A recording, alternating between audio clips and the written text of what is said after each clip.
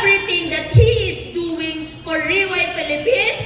And now, please help me welcome our Team Elite Pegasus, Ramon, Ondo.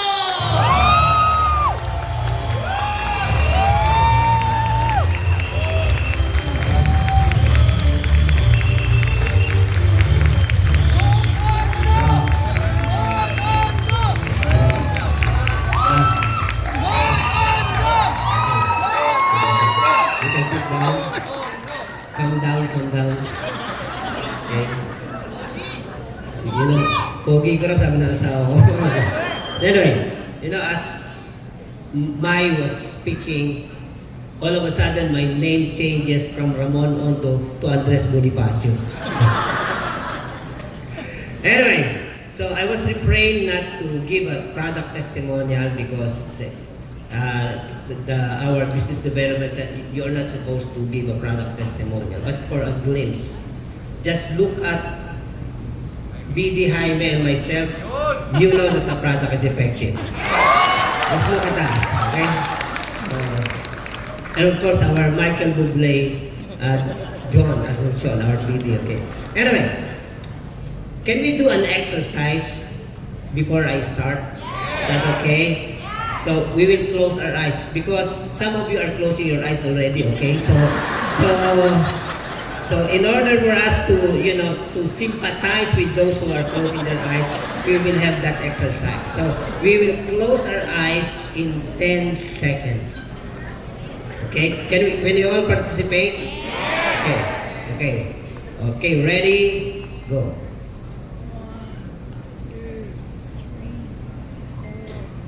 Okay, you can open your eyes. Now, check your wallet. Is it there?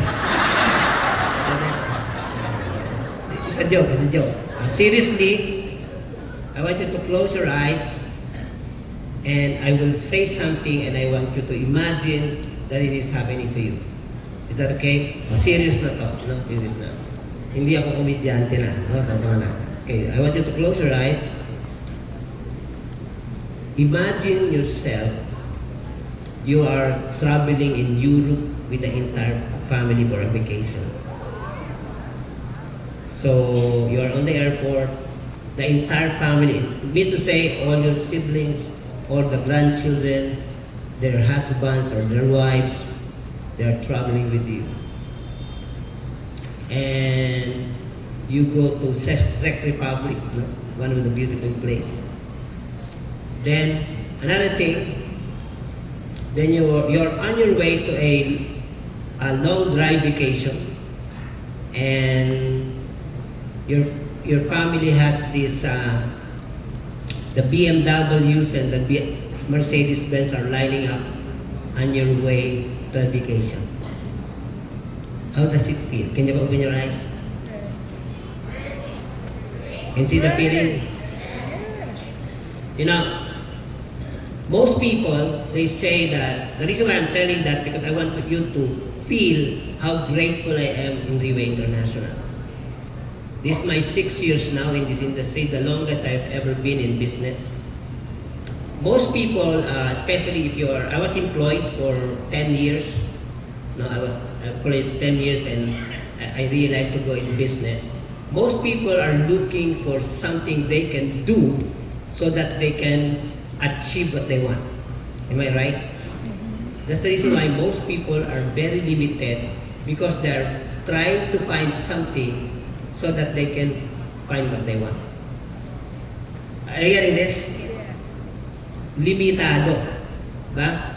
And the reason why I joke about the wallet, it's because people think that money is what they want.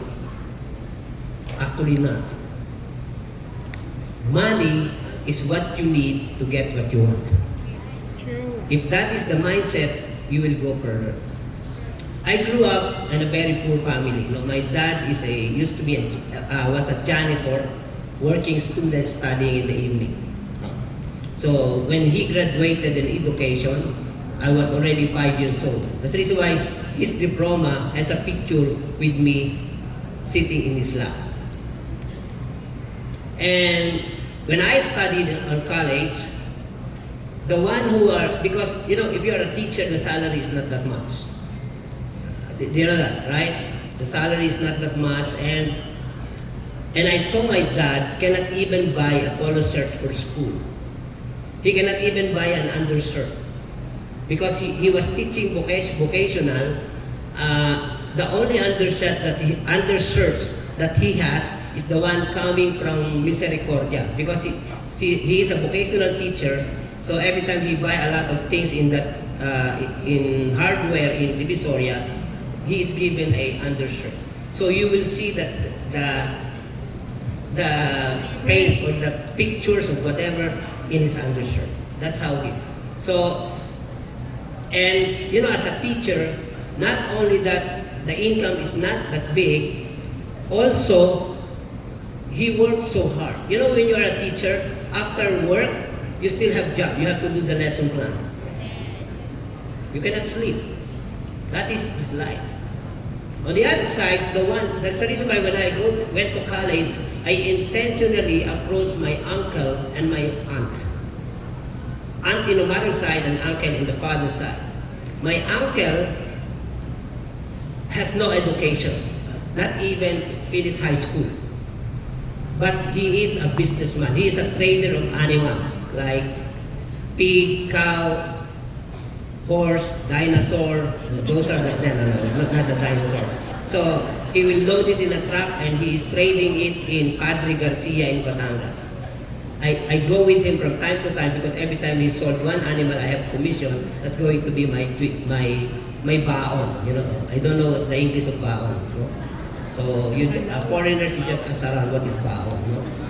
So that's my uncle. No. So ang hanap buhay niya ay mga hayop. Kumbaga ang hanap buhay niya ay kahayupan. Diba? Because it's animal. Am I right? Ngayon na, totoo naman. On the other side, my aunt, because I cannot get tuition fee from my uncle every semester, so I have to change it to my aunt. My aunt also is uneducated. The only difference, she graduated high school valedictorian, but she never worked in a company. She is a trader of coffee, cacao, pepper, all things, crops. So for this semester, my uncle, second semester is my aunt. Okay? And that's the reason why, because I want to help my dad. Early on, after graduating college, I started doing business. I was selling drugs illegal. You know, let me explain. Kung makareact naman kayo, ano? You know, there is a place there in Sampaloc, Manila, that all the doctors' sample not for sales are there. So they will erase that, and I was the one selling it to the hospital in the provinces. O yun, kalinawan tayo, ano?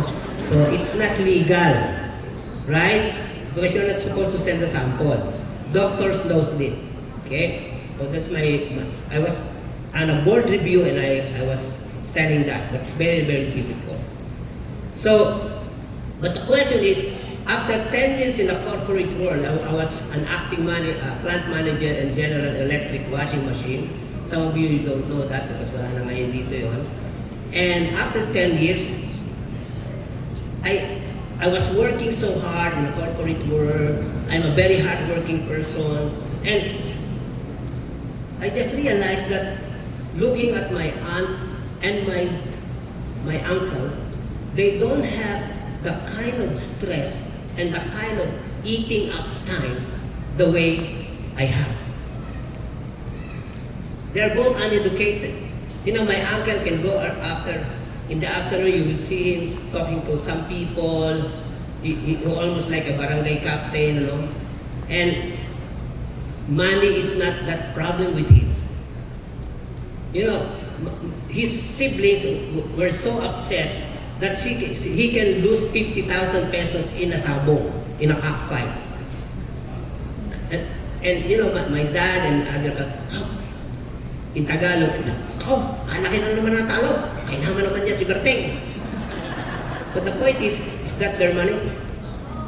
On the other side, my aunt, she's not into gambling, but she's a barangay captain for 20 years. No? When Marcos become president and Marcos leave, it's exactly the same time that she lives as a barangay captain. And many people are coming to him in the afternoon, talking to her. And I saw the lifestyle, it's different. But in a corporate world, you almost own the factory. You work so hard, and yet you almost don't have time with friends. Am I right? Of the executive of Banco de Oro. Yeah. So that's the reason why I said, why not I go in business? You know, my wife was struggling with it. Okay, I'm so tired. Until that time that I was working, you know, but you know, my uncle is so proud that I became an engineer because he was the one who tuition fee me, right? So you know, in the province, those at the outside the house, a green placard that says Ramon Ondo, engineer, like that. I don't know if there's way back before, di ba? You know. So, but when I entered my business, the traditional muna, and then eventually I landed into network marketing. We were selling Esqualino. You remember, no? And my uncle was so mad. I'll speak it in Tagalog. My uncle says, ano kaya? Alimtik na yan ako. Kaya sirang muli nag-aaral pa lang ngayon, Jerry, magtitinda lang pala ng langis ng pateng. Alimtik. Nagalit siya.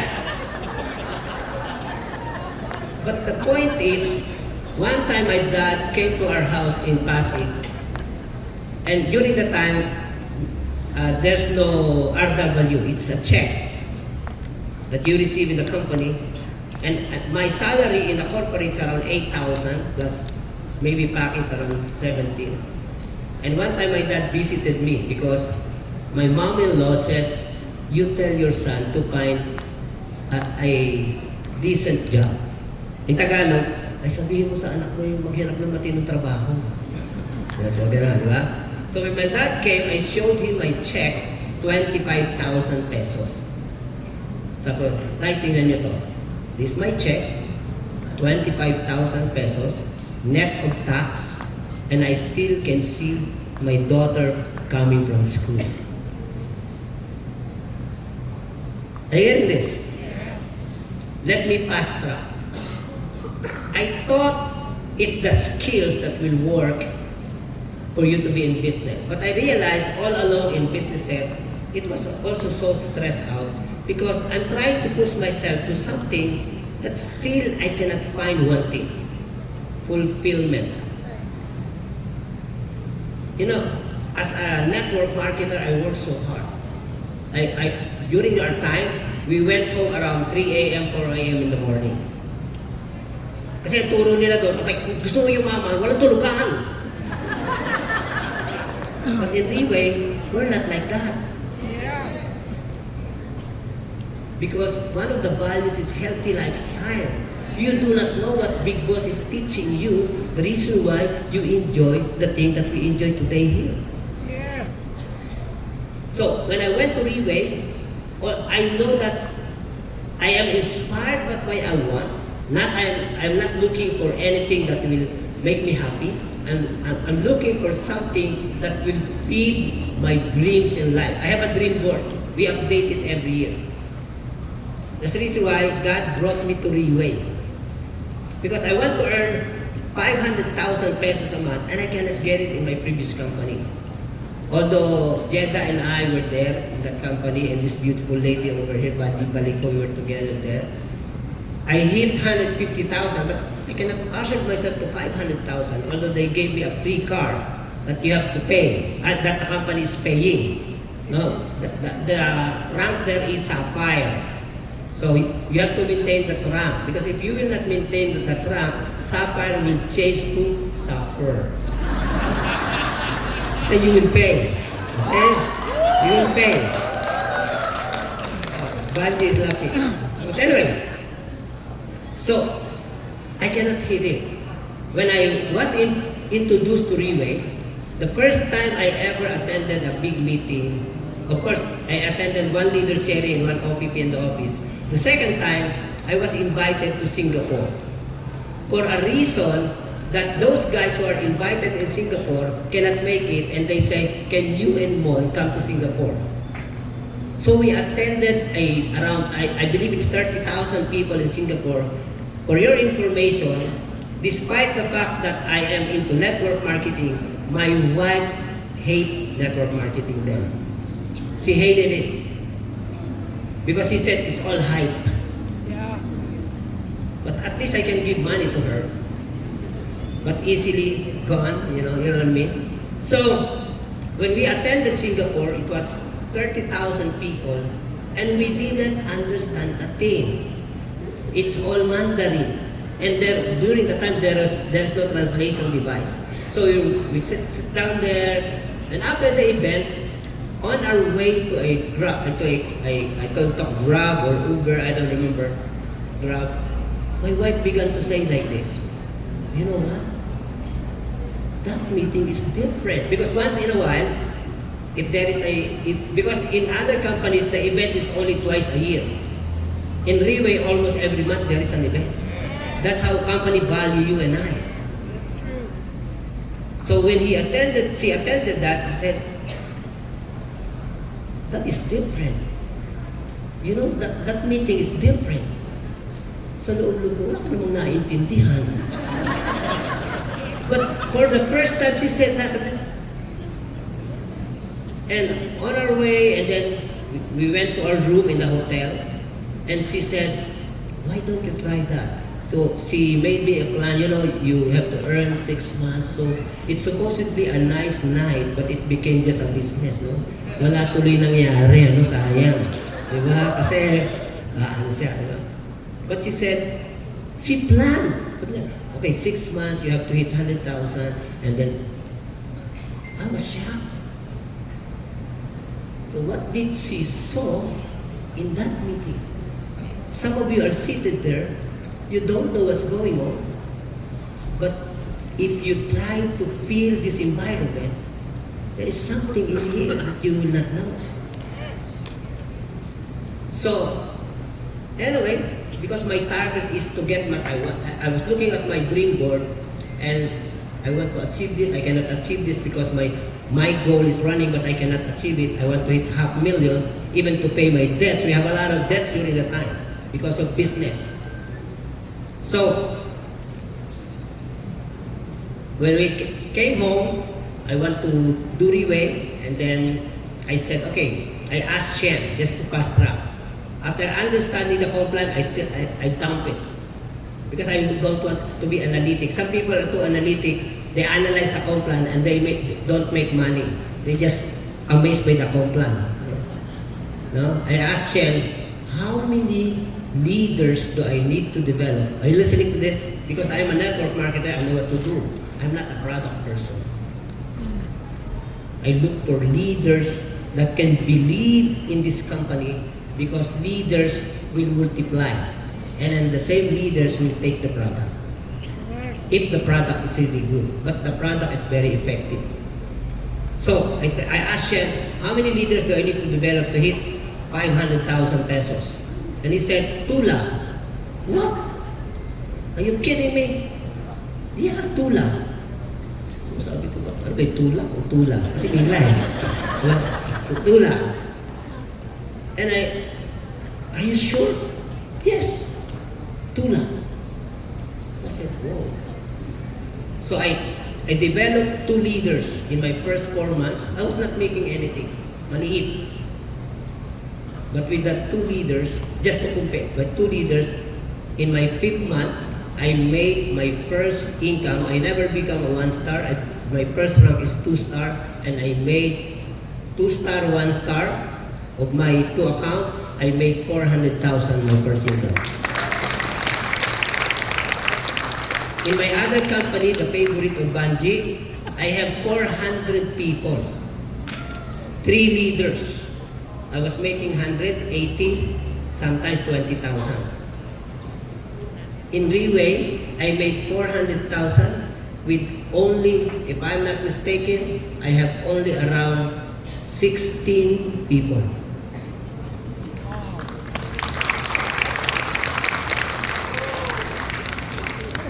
So, but why? Why I was able to do that? I was trying to analyze what's the difference. Is it the complan? Maybe. You know what's the big difference?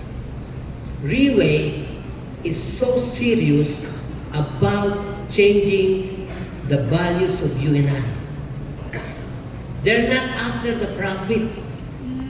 James Cho, our general manager, is now in Davao training people there. I have never seen a single general manager with I was in the network marketing that is doing the job at supposedly job by the training manager. But our general manager has a big heart, loving the Philippines, not wanting to leave the Philippines. Even he was offered to be transferred to Europe. This is what he said when he was offered. He said, I heard from someone, from the BD, and I don't want to mention who he is James Shaw said he has an opportunity in Europe. He can become a GM and a regional manager, the regional director. You know what he said? I will never leave this country until I have unfinished business. That's your GM. That's the reason why the culture of Riway, the environment here is different. Because this company prioritized to build your values. You are seated in an environment that you will not see in any other company. True. Promise. Some of you do not know that. Because of that, I said, this is a real one. Some companies say like this, they are after the values, they are after the people, they are after the people, they are not after the profit, but when the rubber meets the road, they will betray you. They will first prioritize the profit, forget about you.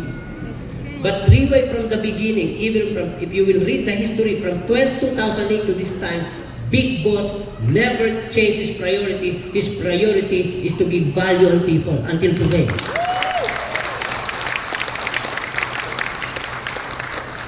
So, now that I have my want, now I have the values. Therefore, with the values, I will be more effective to get what I need, to get what I want. You know, because of this company, that's the reason why I will fight for this company. You know why? This is the only chance, for me in my opinion, this is the only chance that this country will change, because what lacking with the Filipinos are the values to win their nation, which this company will provide. Guys, this is a big chance for all of us. Because of this company, you know, I was talking to a businessman, and he franchised a bubuyog company, a bubuyog store. He invested large amount, and after 5 years, I was talking to him. I said, "Oh, you're mayaman, ha? I learned that you own that bubuyog store, diba? The favorite of Aero store, our team in Pabo, no? Bubuyog store. You know what he said? In Tagalog, naku, ayun, nabubuyog yan. 5 taon na wala pa ako kinikita. Nagre-renta pa ako sa lupa nila, may lupa naman ako. But do you know that in less than 6 years, if I will use all the money that I made in Riway, I can even buy a franchise of that bubuyog store in 4 years' time. That is this company. All you need to do, hindi kailangan dito ang matalino. Pag matalino ka, goodbye sa'yo. All you need to do is depend on the system. The system is meetings like this. You bring your prospective leaders. Bring it to the meeting. Let them meet the leaders. Let them meet this good-looking business development. You know, Riway will not hire a non-good-looking like John and Jaime. You know, these guys could have been a movie star, but Riway hired them, so they are hit. But seriously, all you need to do is introduce your prospective leaders to them, is introduce your prospective leader to be reliant on an environment like this, and one day you will see your leader will be so loyal in this company, and the same leaders will take product, and we will bring bring Purtier to every home in the Philippines. That's the way to do this business. I rather spend with one person who believe in Riway than someone who are only wanting to get healed. Because a one person that will believe in this platform can duplicate and influence a lot, and their families will be given this Purtier to take. Like with me, my mother-in-law, nagpapaalam na yun, sabi niya, I'm dying. But after taking Purtier, now she's beautiful. Yeah, at the age of 86, very strong. Before she cannot walk, now she's very healthy. So, because I know the rule, love your mother-in-law and the entire relatives will love you. Yeah, that's the rule. Yeah. So, if you see me, I am embracing my mother-in-law, the relatives are looking at me. Yes! But the point is, listen guys, this is about reproducing leaders. Companies investing in LTS, in LRM. If you will only attend, most of you who never attended our international, a cross-cultural environment, if you are thinking right. For example, we have this coming November 17 in Thailand. But go to Thailand purposely. We're not to go to Thailand for the elephant. Okay? Sayang. Do you know that if you will purposely put in your mind going to international event for a bright purpose, you can even, after a while, you can even buy your own elephant. I'm not kidding. But the reason why I'm saying that is, I hope you will not miss what this company is. I can say I am successful not only of the money. One time I earned 8 million in 9 months, that money never amount to anything. I didn't know what happened. But if you earn in this company, you will realize that it's not just the money, but the fulfillment. To those who are wearing black, how many of you appreciate the environment that when you come here, especially senior citizen, it is becoming a therapy to you? Can you raise your hand? Look around. Look at these people. And they're staying very long. That's the reason why in Riway there's a lot of senior citizens. I remember in Thailand, when some are awarded senior citizen, they were holding their trophy and they walk like this.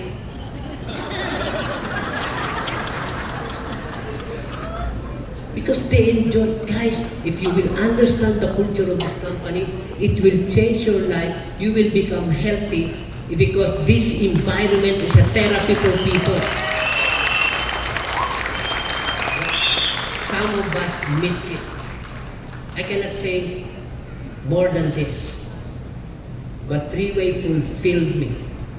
My relationship with my family, all of a sudden when before, my brothers and sisters, every time I go home to the province in a reunion, the moment they see me, they're in like this. Oh, another networking, he will speak.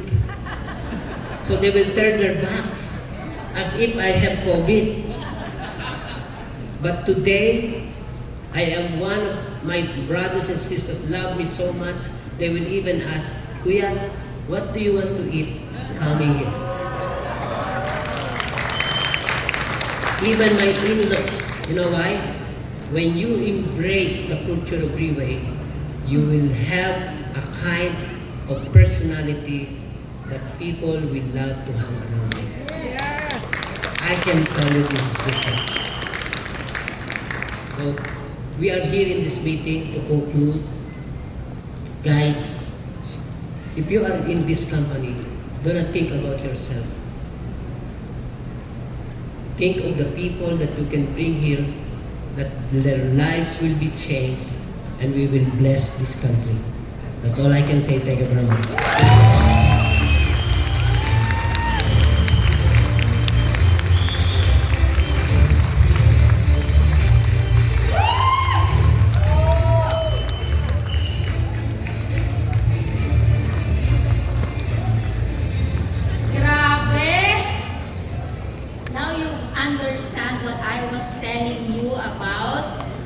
minute ago, few moments ago, that this person, he is very willing to make all the sacrifices kung yan man yung kailangan gawin, just to put back the Philippines, no, in the pedestal again. And this very person, ladies and gentlemen, if I am to summarize his sharing tonight, I would say one word, and that is gratefulness.